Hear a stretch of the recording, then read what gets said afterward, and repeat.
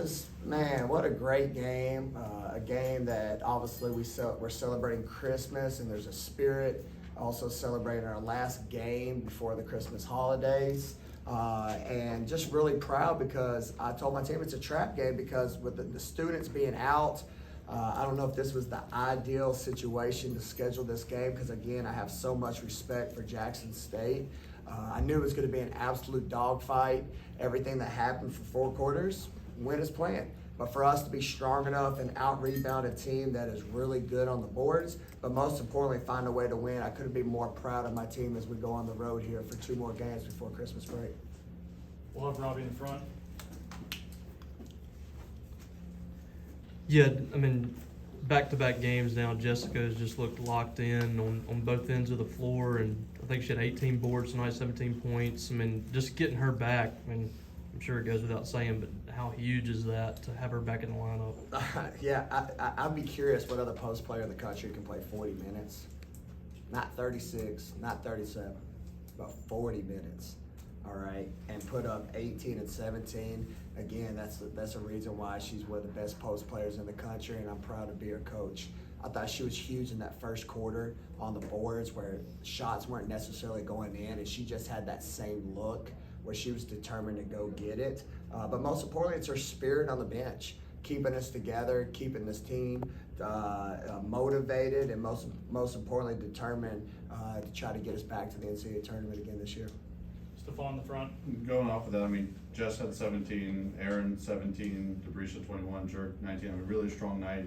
You know, from the starting lineup, what'd you feel of the way, you know, they played well together and kind of picked each other up when, you know, maybe another one shots weren't falling? Yeah, just a team collective effort. I mean, I'm reflecting back, I'm catching my breath because one, I was thrown off with all the awesome ugly sweaters and the blinking lights. So, you know, I was getting caught up with the crowd, but no, seriously. It was just unbelievable. There's a part where we needed a shot to be made. Poe made a 3, right? Then it came a point where we couldn't make an outside shot, so I needed a tough 2, and then here comes Aaron Barnum. And then LP, you know, a night that she necessarily didn't shoot the ball. I mean, to have 8 assists, I mean, and just a poise about her.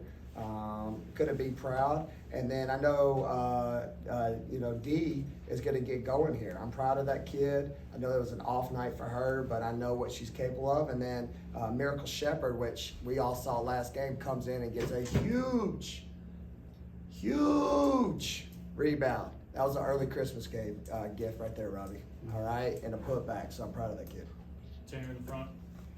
Jalyn Jordan crosses the 1,000 career point mark tonight in Mississippi, or Yeah. for her career at Mississippi State. Yeah. Talk about how big of an achievement that kind of is for her. Smooth operator. I know y'all ain't ready for holiday joys, but that's my song for her. She is. That kid can flat out go. There's just a thing about she made some moves and layups that I was like, ho, ho, ho. Okay, let's go, Santa. Let's go. Let's go. All right. I mean, she's moving, shaking, doing all kind of stuff. And just an absolute tough kid. So love her. So I'm surprised it took her this long to get 1,000. I mean, she's got that capability where she's able to go for 30 to 40 every night. And again, that's what I told her. You were missed November last month, and right now you're missed December. Keep it up, kid. Ben in the front. Yeah, a bit more of a general question, but now we're more than a month into the season, how are you seeing these 3 transfers that were such a big part of the team story coming into the season, just sort of gelling and finding their roles within this group? Yeah, I see them. Well, first and foremost, I see them as winners, right? That's the thing when you transfer. That's what I told them when they come here. Could each 3 of them individually have higher statistics? Probably. But also they're making sacrifice because their goals are bigger than themselves. They're about the team. And so when we've been helping, we've been, all together, I'm excited to see the product that's on the floor and where this team is going. So I'm really just thankful to coach such great young women. Call in the front. Deisha Powell, obviously a big addition last year as a true freshman, but gets hot tonight with the 5 from deep. Yeah. Could you talk about, how important it is to, get her to stay involved kind of throughout the season going into SEC play? Yeah. I again credit her teammates. They know if we need a tough bucket, she can make it. I put a new play in because she's just she changed her shot here about the 3rd or 4th game and she's got the quickest release in the country. And her balance, you talk about men players like Klay Thompson, All right, am I pronouncing that right? Yeah, from Golden State Clay. Yeah, I think he's one of the best shooters in the country with his form. He doesn't shoot off balance. Deisha Powell has that same beautiful shot, but it's beautiful because she just works on it day in and day out. So there's just a confidence level. Every time she shoots it, we all think it's going in.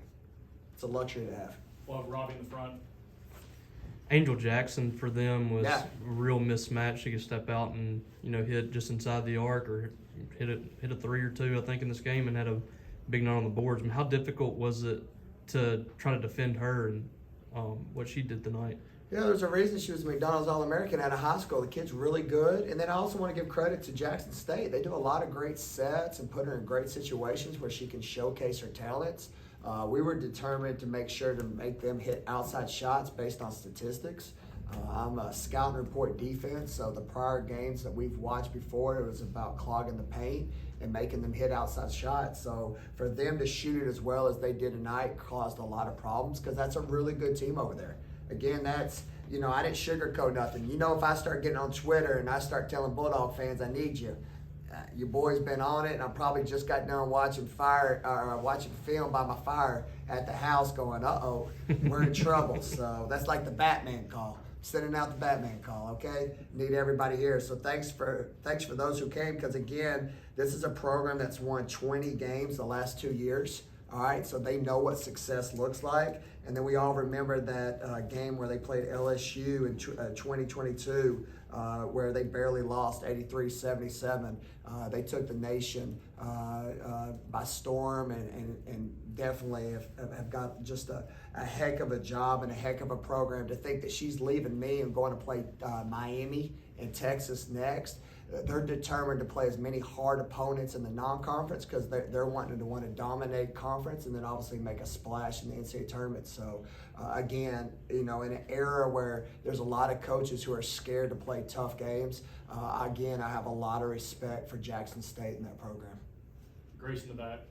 Going off of that, Jackson State goes on that run in the fourth quarter. They really just don't want to go away. How big is it when Deisha and Aaron can knock down those shots from outside? Yeah, huge.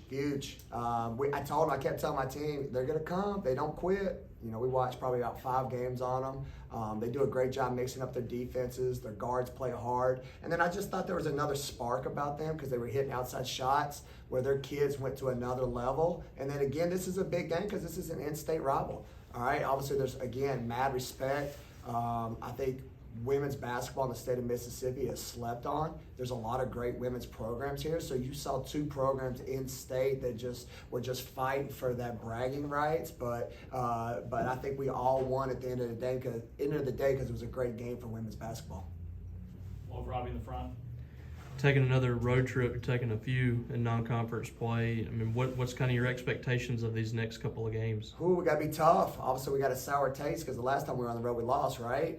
So we've got to have a 10-down mentality, and then it's just human nature. It's not just me, but every other team across the country. Christmas is around the corner, all right? So you got to stay dialed in. I know we're excited as a program because Jimmy Yu, my Dobo, who's best Dobo in the country, and Robbie, you know what about Jimmy? He also got a nice haircut, all right, for Christmas. He's looking sharp, all right, my guy, all right, with some green shoes, okay, and the holiday spirit over there. But no, seriously, he's got a great plan for us because, again, this is basketball, all right? As you can see, I'm wearing a hat. I look like an idiot, but I love it. I don't care, all right, because it's Christmas. All right, I want to have fun. I want to work hard. So we're going to go to Memphis and have a good time up there. But then when it's time to tip it off, we got to be dialed in. And then we're going to Colorado and do the same thing. And hopefully can send these kids home with a 2-0 record here on the road. But we got our work cut out.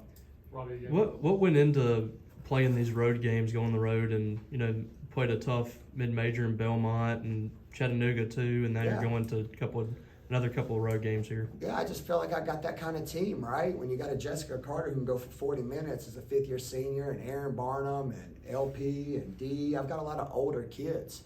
So my 9 years at Louisville, that's the one thing I learned, that when you have older kids, you got to challenge them. They've got experience, so it's either fight or flight. And right now I love my team because we're fighting. And I made this statement earlier, punch, learn, grow. I thought we did a lot of that during that phase where I was missing 2 starters. And I'm just got to just make sure that this team stays hungry. Because again, tonight was only 7 players. It was an odd rotation because I stayed with some kids who I thought were playing well. And maybe, I could have went to my bench a little more. So I got to make sure those kids who didn't play are feeling defeated. But again, our hashtag this year is one. So let's stay together as one because you never know whose opportunity it's going to be the next night. Any more questions for Coach?